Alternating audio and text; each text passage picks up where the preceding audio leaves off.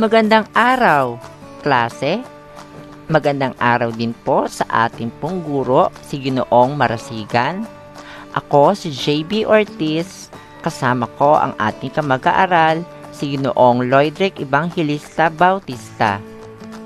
Ano ang tawag sa salitang naglalarawan? Pang-uri.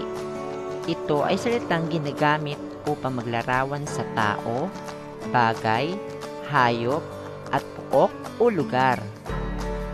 Ang pang-uri ay naglalarawan o nagbibigay turing sa mga pangalan o panghalip. Halimbawa, kulay, asul, bilang, 3, laki, mataas, hugis, parisukat, dami, 1 kilo, hitsura, maganda. 2 uri ng pang-uri. Una, panlarawan, at ang pangalawa ay pamilang. Panlarawan, tumutukoy sa kulay, hugis, katangian, o pisikal na kaanyuan. Pamilang, tumutukoy sa bilang o dami ng pangalan. Panlarawan, ito ay naglalarawan ng katangian ukol sa laki, kulay, hugis, o kalalagyan ng pangalan at panghalip. Halimbawa, pulang rosas. Mga halimbawa ng pang-uri na panlarawan. Taas ang mga gusaling nakatayo sa Maynila. Masigla ang mga bata kapag kumain ng almusal. Magiting ang ating mga sundalo. Ang pamilang naman ay nagsasaad ng bilang, ng pangalan at panghalip.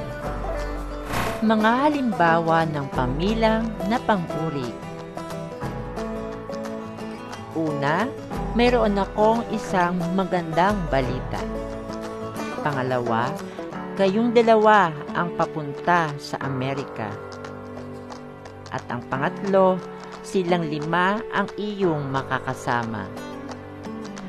Ang mga salitang kulay pula ang mga halimbawa ng pamilang.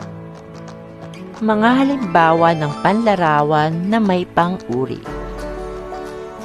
Ilaw na saging, mataas na puno, malalim na balon, magandang dalaga. Mga halimbawa ng mga pamilang na pang-uri. 3 guro,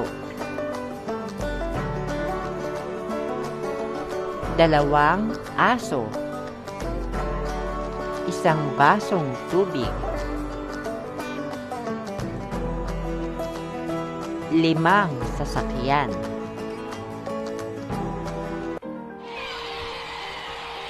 Ngayon, nalaman natin ang 2 uri ng pang-uri. Ito ay ang panlarawan at pamilang. Ngayon naman ay ilalahad ni Ginoong Bautista ang 3 antas ng pang-uri.